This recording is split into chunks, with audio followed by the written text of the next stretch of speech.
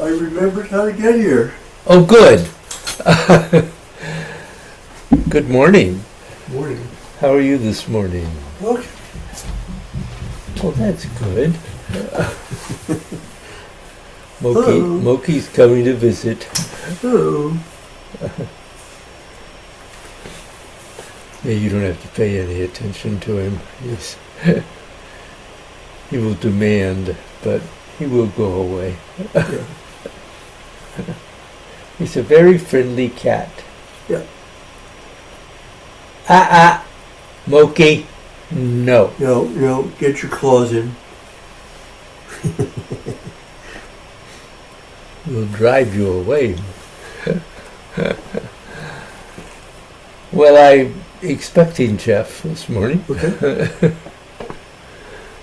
far as I know. How were your travels? Oh, unending. Oh, I have a birthday coming up next week, and my wife, 85, so, my wife has kind of devoted the month to it. I see. With little day trips and 2-day trips and 3-day trips. She really wants Parties. really wants to honor you, huh? Yeah. Well, there is something nice about that. Yeah. Yes. Yeah. Good morning, Jeff. Good morning. Hi, Bill. How are you? Okay. How are you, Jeff? I'm good. I'm just getting my range of vision here straightened out a bit. Yeah.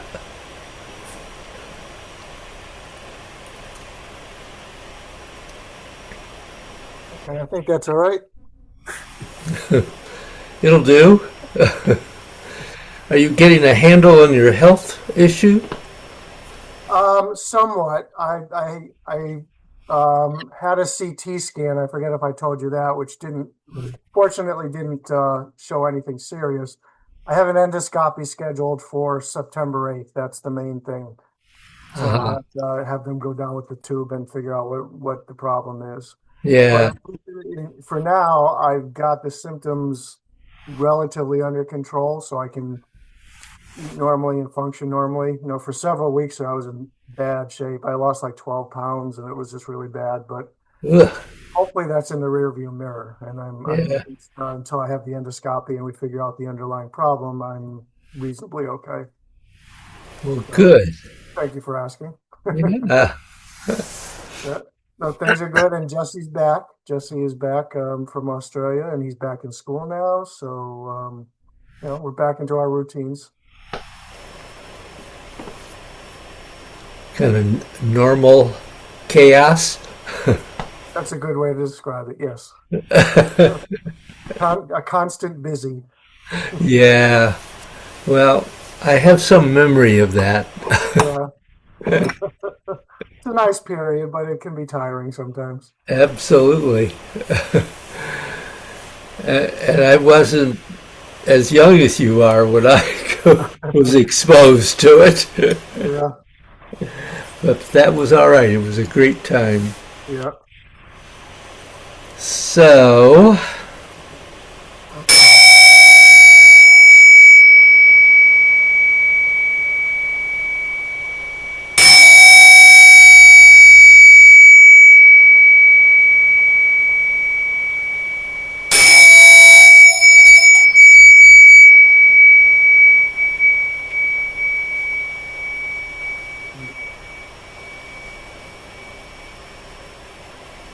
You sound quite happy today. yes, indeed. Glad to see you guys, as am I. So, questions, comments? It's been a while. I had one relatively quick question. We were talking about the bend the bow and all that, and kind of as we sort of bend, it's one vertebrae, then the next vertebrae, and so on, starting from the middle. Hmm. So do we go all the way to actually bringing the sacrum up and in, or do we kind of stop at the end of the spine? No, the sacrum does when you're doing bend the bow, the sacrum does very slightly bend in. Okay, it felt like it had to, and I Yeah. let it. So I just wanted to make sure that I wasn't going too far with that. Good. Okay. That was easy. Yeah, I said it was easy. How about opening and closing? I'm still trying to work with that and get some sense of coordination, organization, just getting things to work together throughout the rib area. So a little progress, I would say, which is better than none. But Yeah. it still doesn't all just feel like it just flows like it should. But I'll get there. So you are having some sense that you're actually getting some opening and closing happening, though. I'm feeling energetically it is. I don't know if I'm actually feeling the ribs moving or not. That I can't say I am, but I'm feeling some energetic movement in there. Well, the energetic movement is, of course, what we're trying to accomplish. Yeah, yeah. And the other, you know, so many of the physical elements only enlarge to where they're noticeable when you've been doing them for quite a while. Mm. So often Bruce in class will demonstrate things and it's like, whoa, how did he do that? But Mr. Crazy Man has practiced 20 hours a day his life, and Right. that's an exaggeration, but that is the case. It really is a matter of practice. And with the ribs, you're not going to feel much movement even when you manage to accomplish it. Right. The individual parts of the body just are all very subtle, and it's more the orchestration of all the movements that's important. Yeah, and I am finding that when I can effectively get the bend the bow motion going as well, it does enhance the others a bit. So Yep. that's I think an important part of it, but it's still, time. It's Yeah. practice and time will help, but at least I'm starting to notice something. Good. Well, it sounds like progress. Yeah, some. Good. Bill? Yeah, there's progress. I figure I'd be at a decent place in about 5 or 6 years. That's good. That's fast. Seriously. When I think I'm experiencing the opening and closing, it's best for me. It's a sense of space in general inside the body, and I'm not exactly paying attention to this individual juncture or that whatever. It's just a openness, but it's not always there. As I think I mentioned some weeks ago somewhere, I've been using heaven and earth to buttress the bend the bow and the opening and closing.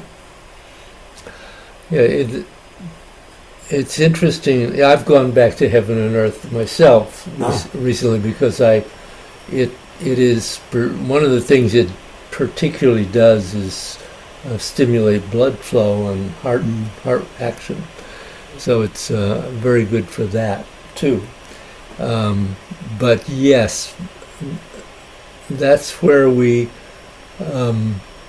really, I think, really developed Bend the Bow, and it certainly is where we originally learned opening and closing, and where we begin to really feel it. So that's a good thing to do if you have it.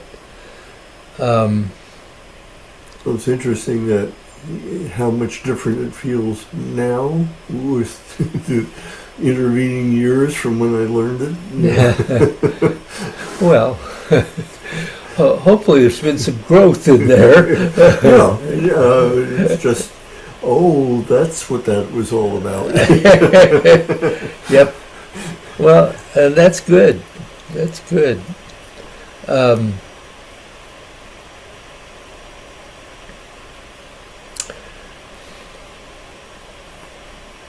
I was trying to think if there's some way I could describe how opening and closing feels to me. And it's it really is a little difficult to describe, I think, in any really meaningful way, but there is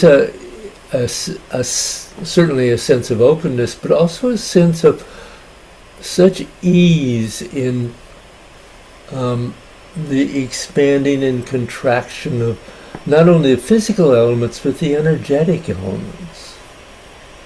And that,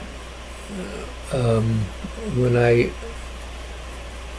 think I first, not first, but when I really noticed that maybe I had finally really understood and developed opening and closing throughout my entire body, was when I realized that just standing still, not doing anything physical, I could feel it happening through my whole body. And it's a wonderful feeling. And that's what we're looking for in the first posture of the Wu style. Is just standing and opening and closing.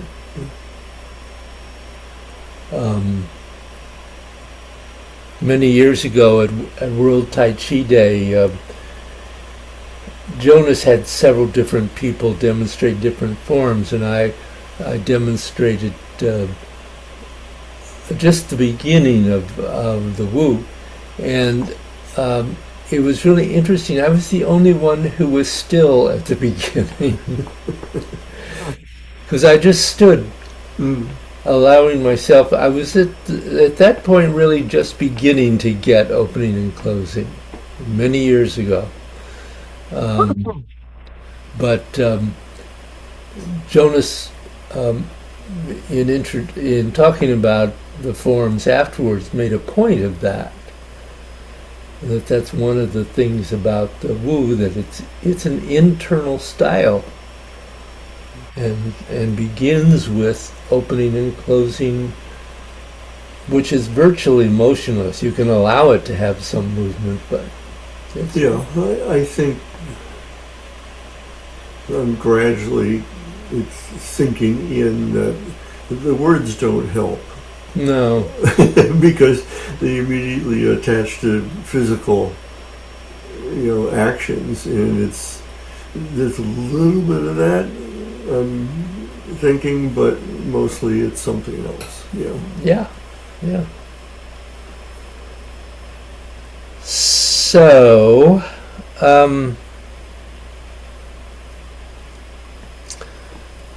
just so you don't get bored,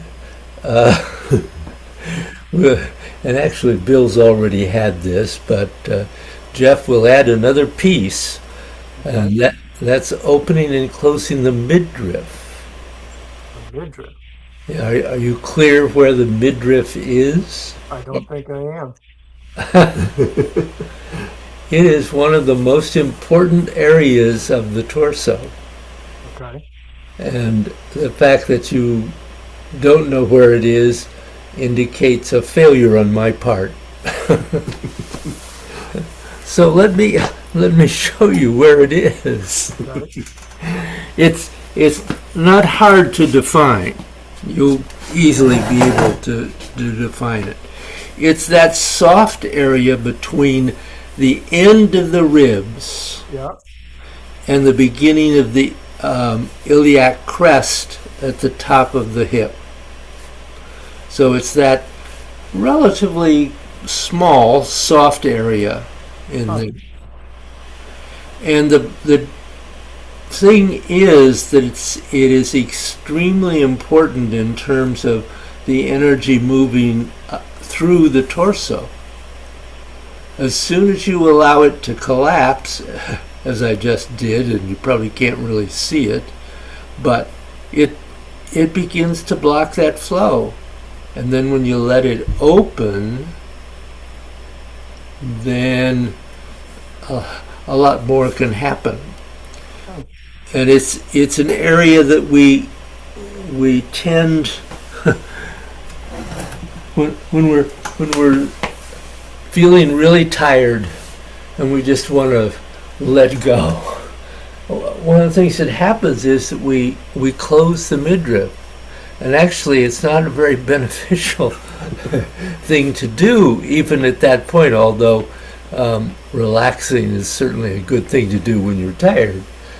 But it is an extremely important area.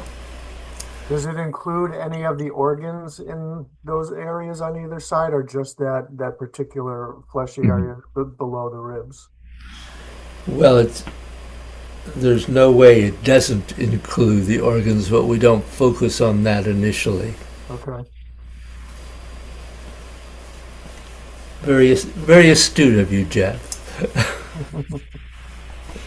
You've taught me well.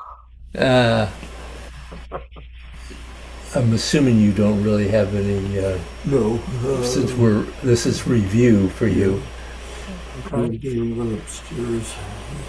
Sure. Take advantage of. Go ahead. I'll tell him some things you already know. Okay. So, one of the exercise that is most effective at opening and closing the midriff is one we've used many times before, which is simply a pump of the arms and the body. And we'll work on this a little later. I'm just showing you. So we have closing and opening. And one of the things in any kind of movement, but particularly here, because we get a chance to focus on it, is you're doing bend the bow, certainly, but you're not collapsing the midriff. You're closing it. Closing is not collapsing. Okay.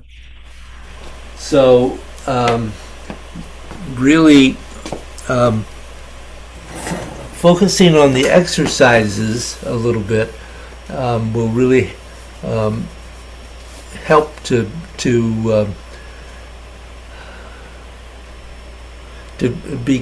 develop a clear awareness of that area.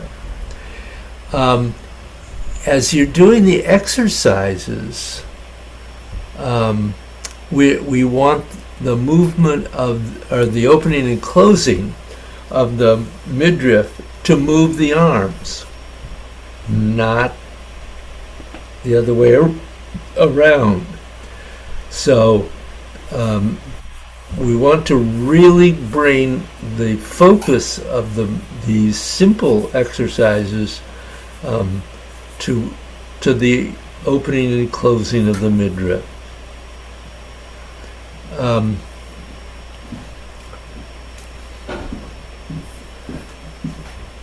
And certainly when you're doing bend the bow and doing this, it's very easy to let that lead to collapsing the midriff. So you really have to, this is a place where certainly you discover that you don't want to overdo bend the bow.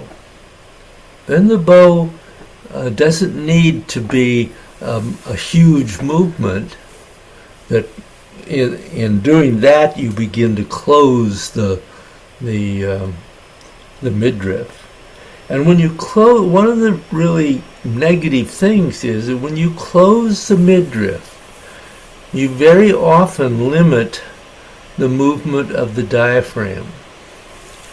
And clearly, we need the diaphragm to move freely in order to breathe well. So it is important to have the midriff moving freely and opening and closing freely so that the diaphragm can function well and you can breathe well. It's all tied together, as always. So, David, what is it that actually, when you say collapsing the midriff, what is it that collapses it? When our body is doing what? Collapsing the midriff means that your structure collapse. You actually let it decrease in size. All right, so we're not being like gently lifted up by the string above our head kind of a thing. Well, we are. That never goes away. No, but what I'm saying is when that does go away, that's what causes the collapsing of the midriff. Oh, yeah, that would be part of it, sure. Okay. Absolutely. All right. I thought it was torsion because I'm trying to do it here and I'm trying to just like purposely slump a little bit. Don't do it seated. Okay. Because I won't say that you cannot, but it's much more effective when you're standing. Right. Well, I'm just at the moment I'm just trying to figure out what a collapsing of the midriff would feel like. Oh, well, you can feel that. Yeah, that's what I'm trying to do is figure out what exactly that means because I've never thought about it before. Yeah. So no. I'm sitting here and I can collapse the midriff. Yeah. And I can see what your body's doing to do that. Yeah. So that's helpful. Actually. It sinks. Yeah. Yep. And it's another one of those areas. I think of the Jade Pillow Gate when I said that, in which you have to be careful that you don't really close it down by really extending it up too much so that you begin to tense and tighten. Right.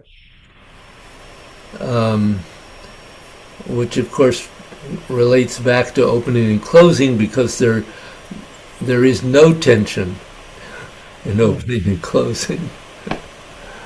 Sometimes easier said than done.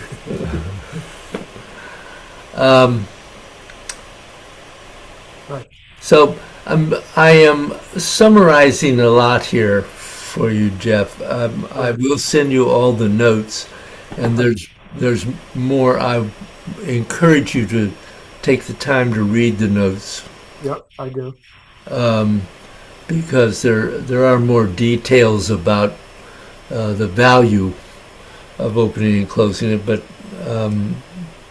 for the moment, I think maybe that's enough. Yeah, that would be good. I actually print out the notes. I've got a whole pile of them right here that I refer to and I review every now and then. Yeah, good. And realize that I'd forgotten some of them. So. Yes, well, I'm amazed at how much I've forgotten and how much I have on my computer. Yeah. Maybe horrified is a better description. So let's play with this a little bit. We're going to actually work with two different arm positions and actually a little bit different body positions too. But we're going to work with not only the arms forward in that position that we've done many times, but also doing the opening and closing with the arms out to the side. And the reason for doing this particular exercise to the side is that it allows a deeper deeper feeling into the midriff. So let's stand up unless you have a question. No, not at the moment. Okay. And I'm presuming you don't either. Although you could perfectly well.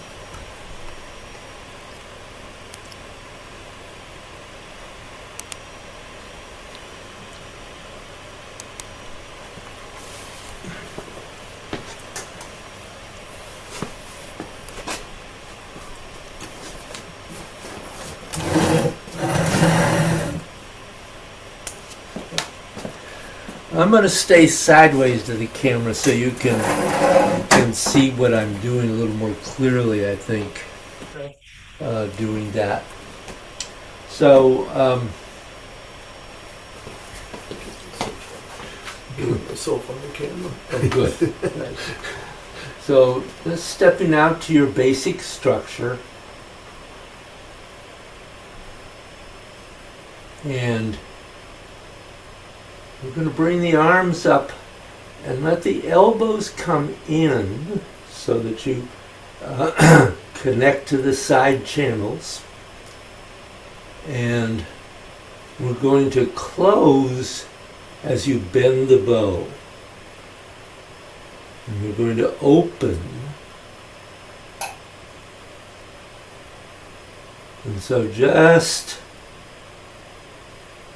focusing on the midriff. At the moment, don't worry about any other part here.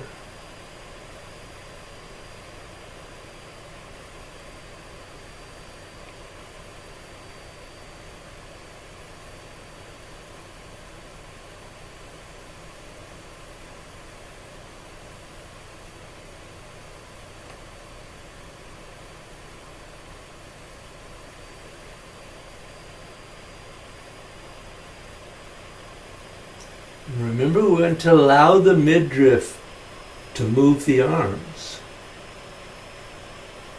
So the arms are not moving the midriff. The midriff is causing the arms to close and open.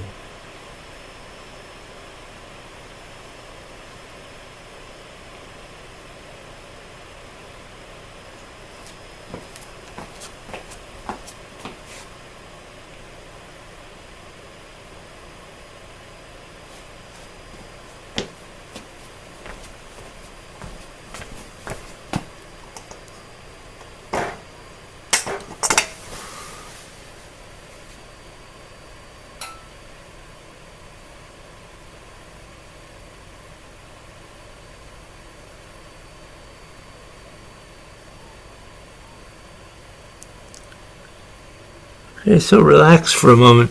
So, Jeff, do you feel that you're using bend the bow? I do, yeah. Okay, I really can't see on the computer, so that's it. As long as you're clearly feeling that you are, that's fine. Yeah, and I feel like I'm keeping the structure so as not to collapse on the midriff. It's I feel like it's I'm doing what I'm supposed to do most of the time, and Could you get any sense that the action of the midriff is moving the arms? I feel a connection. Yeah, I mean, I try and always originate from the dantian, so instead I'm originating from the midriff in this exercise. Yeah. Yeah, exercise. We do lots of exercises where we don't necessarily do what eventually we want to do. Right. So, good. Anything for you, Bill? No. It's I know that my arms are not moving in midriff. It feels more like the whole body moving the arms than just the midriff. But Yeah. maybe that will come as I practice more. Yeah, it does. It does. I mean,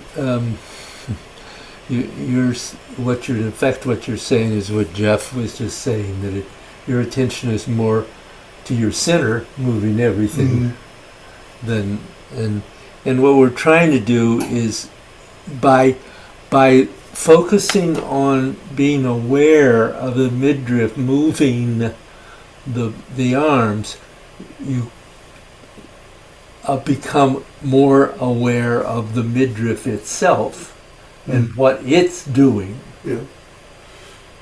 which is the purpose, obviously. So let's do the same thing, but bring the arms out to the side. And so you close and open and close and open. Just try to feel if that motion, how it's different,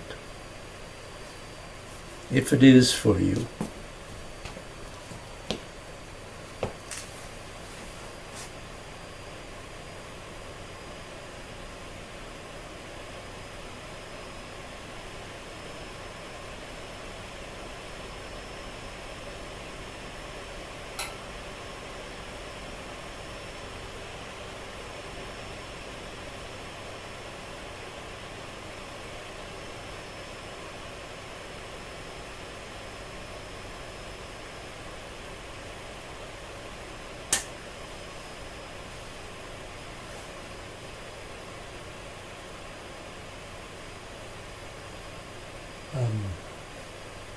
The only thing I would say, Bill, is the only thing I would say to you is I have a sense of the head and not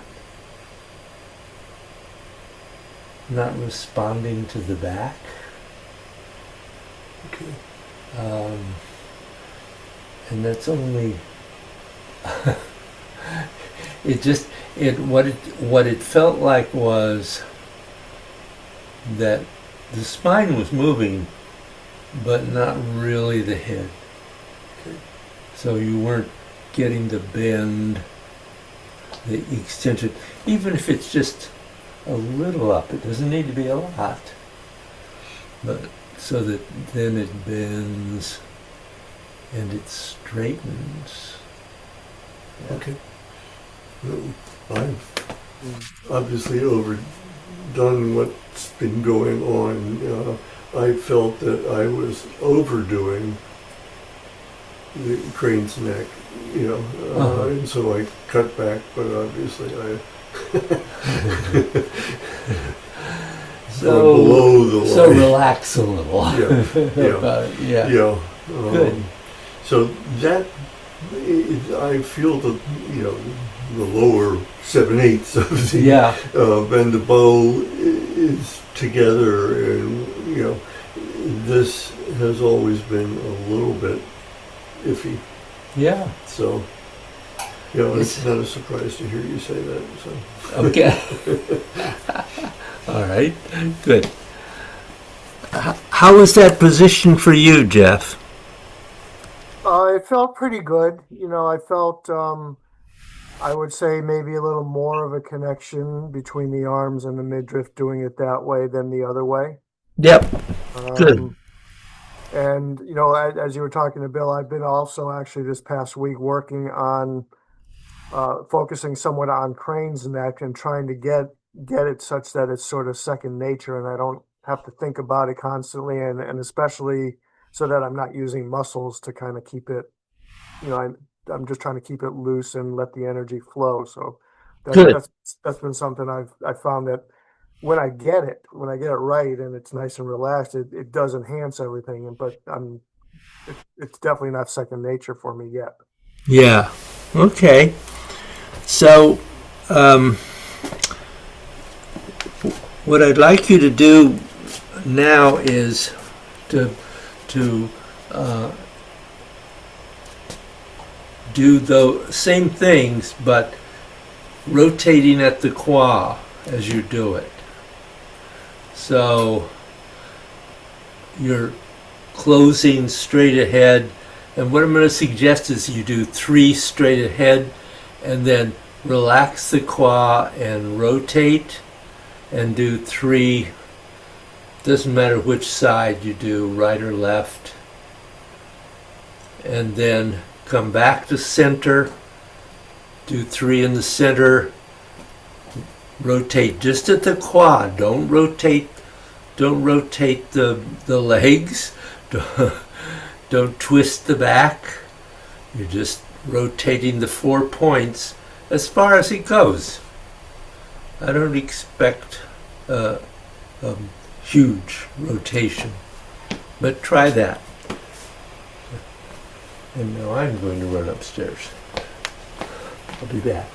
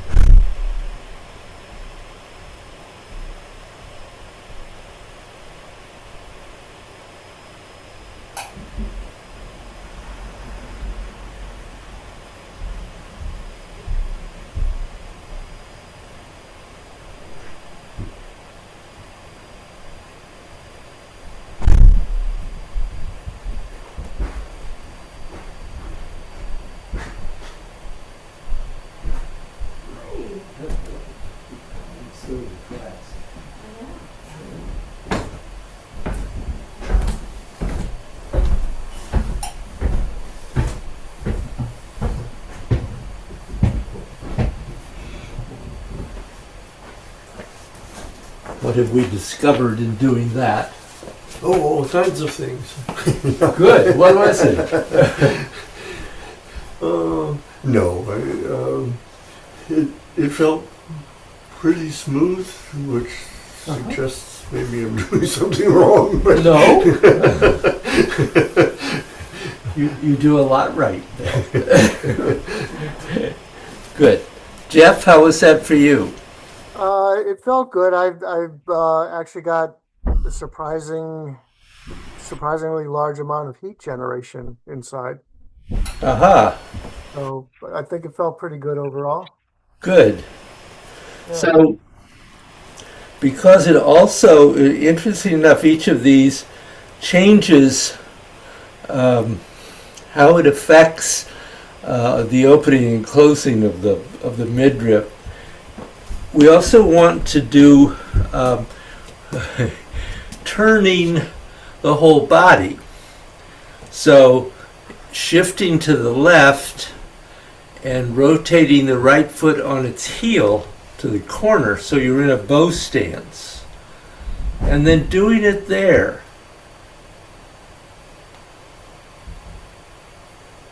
And feeling, how is that different?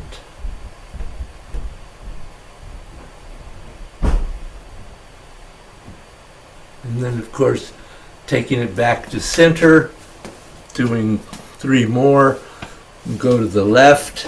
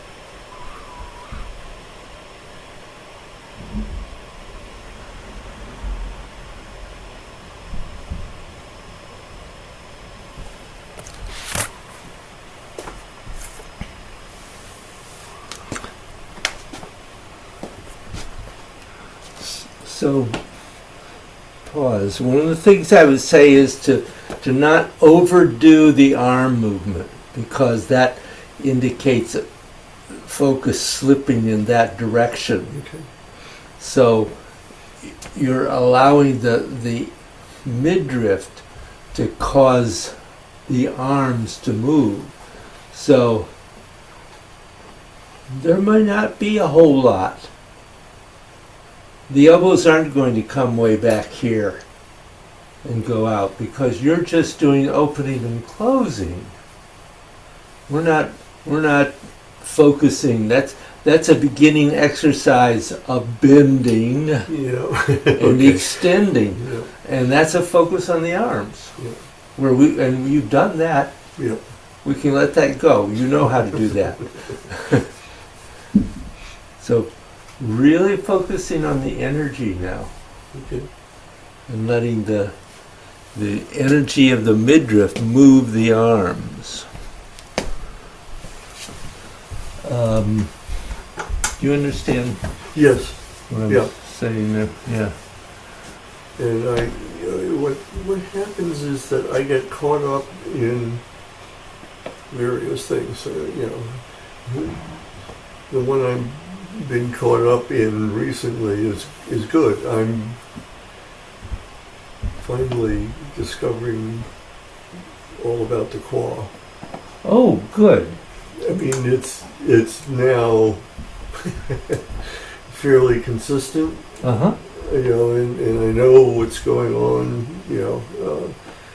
so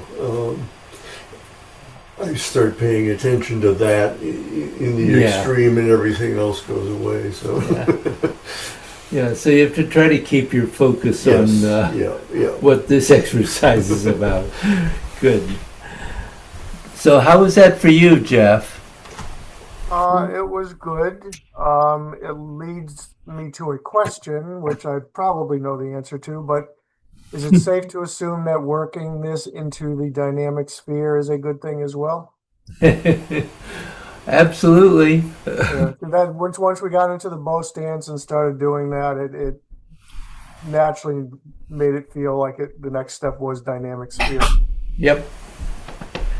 Because I worked on that a little bit since our last class, and there's a lot going on with that as far as coordinating the shifting and the opening and closing and the bend the bow.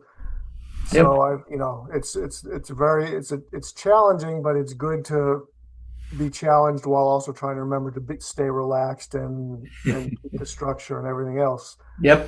So I'm finding it very good. Just not being able to stay with everything moving together at all times by any means. Yeah. But there are periods of time when it does, and it feels really good. Good. No, absolutely. And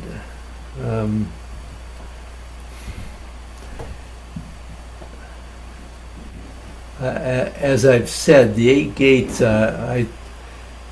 it's interesting that it has only been probably in the last maybe 5 years that I've realized how brilliant that simple practice is, because when you extend it into all its variations,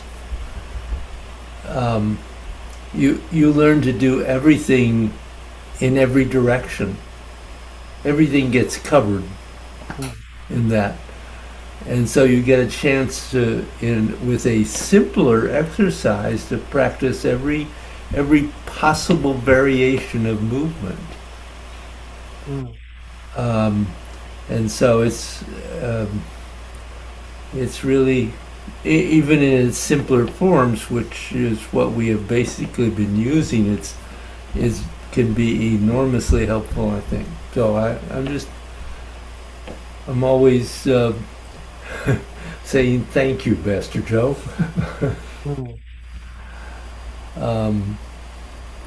I'm sorry I haven't taught that more as time went on, but it took me a while to realize how valuable it was. So, blah, blah, blah. So, any other questions here about this? Not at the moment. Nope. Obviously, after you have practiced this for a while, and it might only be for a day or two, depending on where you are with this, but when you begin to feel that you are aware of the opening and closing of the midriff, then you want to begin to add all the other pieces in that we have talked about so far. Because eventually, obviously, everything has to work together. So,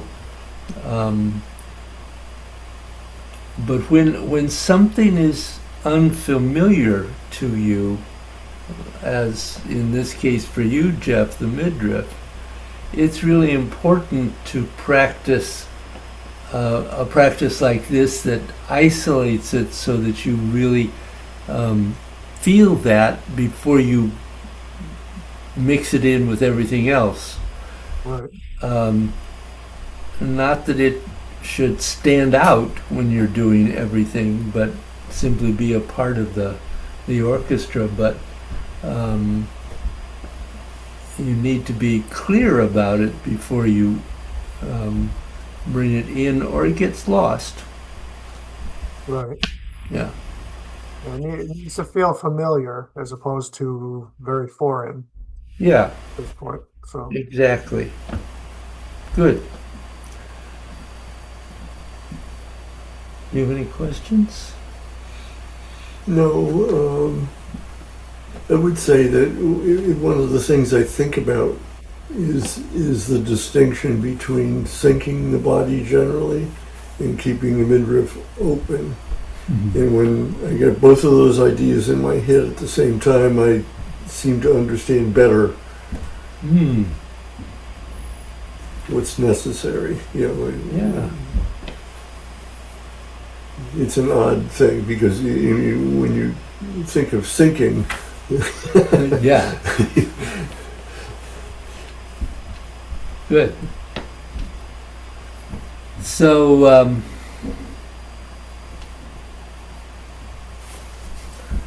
where are we on time here? Do you watch on? 10 out. Oh, okay. So, it being the time it is, I'm going to let the 8 gates go, but obviously you can practice this while you're doing the 8 gates too. right. And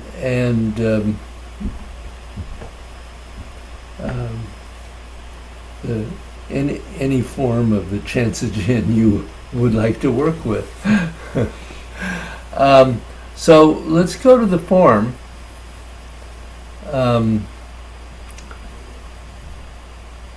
Any particular questions or areas in there? Not for me. I haven't worked on the form a lot in the last 2 weeks, to be honest. I've been trying to do more of this stuff, so I don't have any new questions come up. Okay.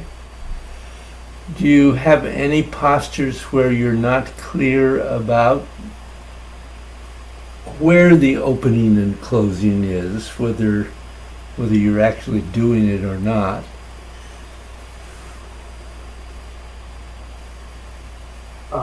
Probably. Yeah.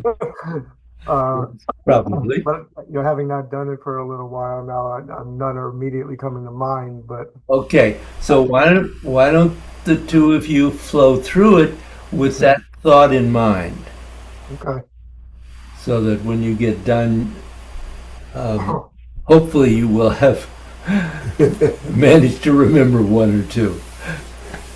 Okay? Yep.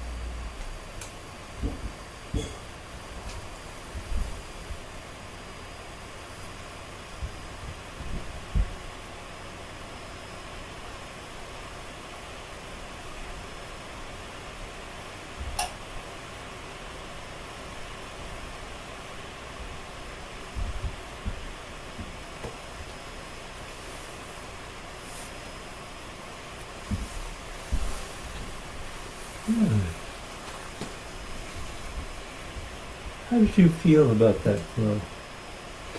That was pretty good for me. I there was a definite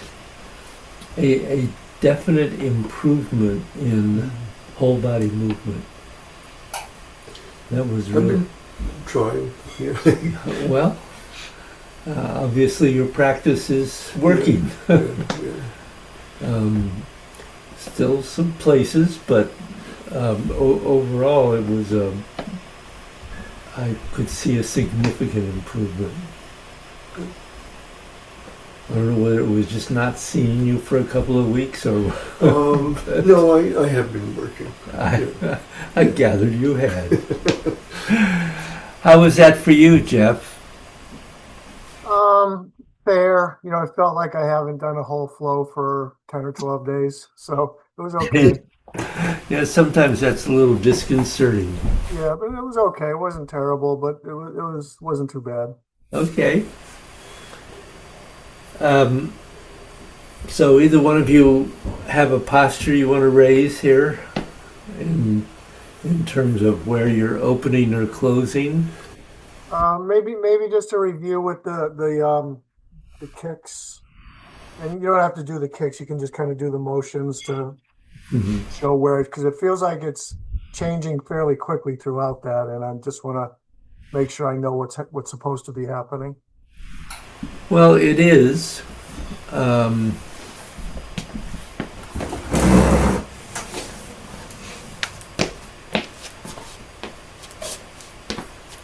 If you've gone to subdue tiger, you're Right. you're coming in, out in. This is interestingly enough. This is in, out, in, out, in, and then on. So the kicks, the yang part of that movement is very small. It's just the kick. Right. And when the kick retreats, you're drawing the energy back in. And what about with the hand motions, or as the arms are coming in and rotating and then back out? Same That part thing. I'm not real clear on. Well, you mean with the Like, kick itself? no, after the kick, we come back and we're coming back to this. To the other subdued tiger? Yes, into subdue tight, because we're drawing in, but then we're coming back out with the arms. Is there a change in and out on that?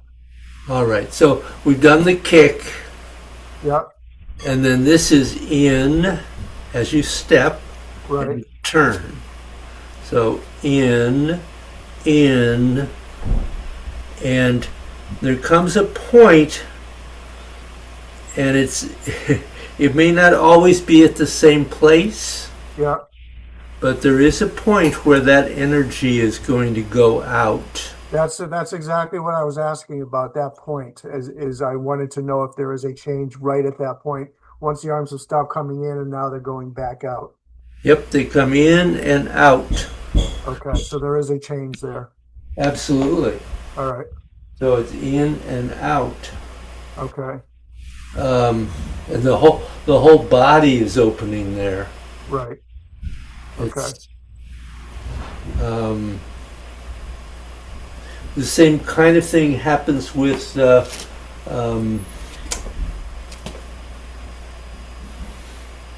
gargoyles. Right. Yep. So we step back. You come in and out. Right. Gargoyles, it was more clear to me because it seems like it's a bigger in and a bigger out. It's you're in because you're in a probably a little larger bow stance. It can be a little bigger movement. And it feels like there's more of a rotation of the body through that as well. Certainly, that's true Gargoyles. in the first one. Yeah. All right. All right. Well, that was my question there. So that was good. Thank you. Sure. those were the two areas I would have asked about. Subdued tiger and gargoyles I've been working on, and what I've been doing is making it smaller Yeah. instead of swinging around, and that's made. I'm still in the mode of getting it where it belongs, but it's made a difference. Yeah. So, one of the things I would say for you that I noticed was that you don't always include both arms to a drawing in. Okay. One will come in and one sort of gets left behind. Oh, okay. Yeah. So, just have some awareness that both arms are involved. Yeah. Usually. Yeah, I know that happens in pull down, and it happens in. Yep.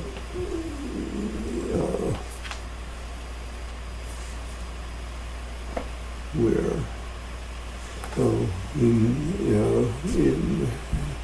in this, I noticed that it was over here somewhere. Yeah.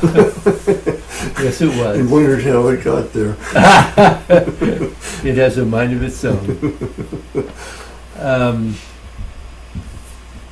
I think the other one I was gonna mention, because it took me a while to get it, is offering incense. Yeah.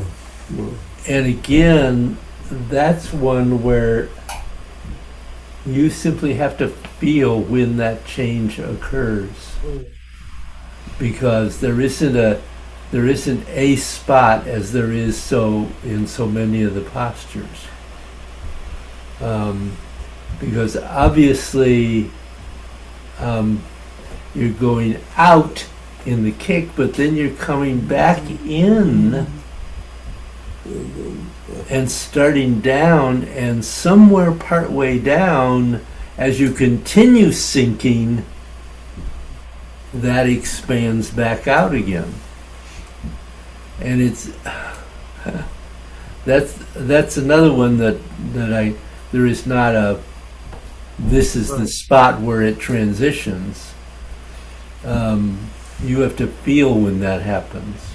I have a quick question about that, because when I'm doing it, what I'm envisioning that helps me decide when that transition is, or at least feel when the transition is, I'm envisioning doing a pull down, but then a strike.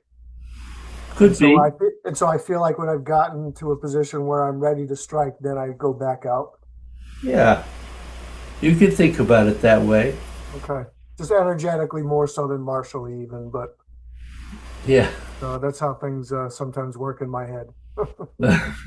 No, that's fine.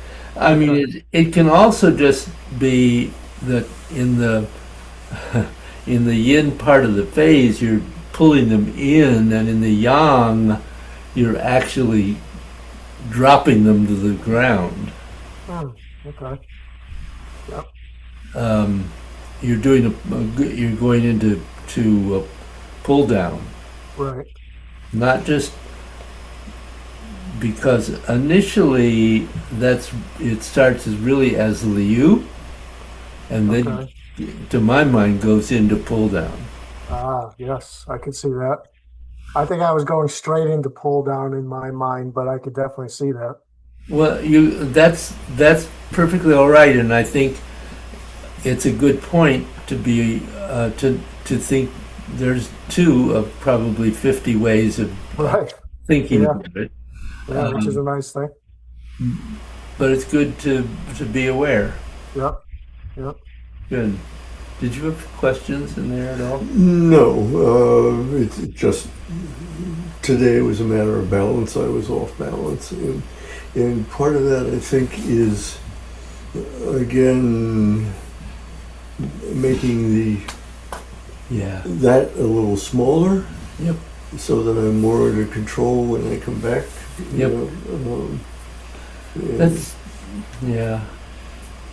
I completely understand because obviously I find you know, it much more if difficult. I think I understand that, you know, that vague point you're talking about when Yeah. I'm in balance.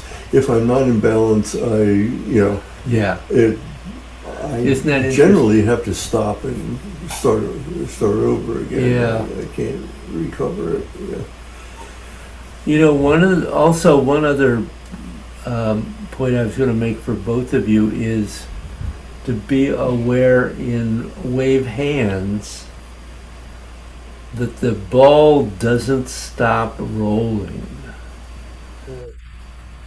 It's very easy to enlarge and contract, but Right. not necessarily keep it rolling because you have to have both things happening. Right. So I was seeing in that movement here and there a little tendency to expand but lose some of the rotation, Yeah. and that's being driven by the rotation of the dantian through the qua, ideally. Yep. So, that feels like a good place to stop for the day. Okay. Any other questions you want to throw out, or? Yep. Thank you. Thank you. Good class. Thank you. Yeah. Yeah, the first time three of us have been together in quite a while. Yeah. Yeah. I can't even remember. It has to be like 5-6 weeks or so, right? Yeah. Okay. Well, nice to have the band back together. It certainly is. All right. Well, you guys have a great week. You See you too. soon. See you next week. Have a good week. Thank you.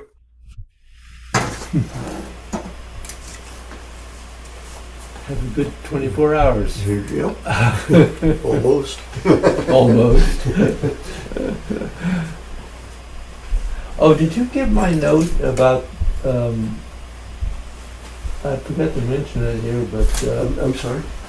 did you get my note about the class? This is the beginning of a new session. Oh, no. And, okay. And Today for Woo. for Wu, Okay. and next week for Gods. Okay. Okay. So, no big deal. Do you mind if I give you both, you know, That's fine. next week, or I can put them in the mail? Yeah. Doesn't matter. I'll do one or the other. Do one or the other. Great. Yeah. Okay, see you tomorrow morning. I will lock here. Great. Thanks. Okay.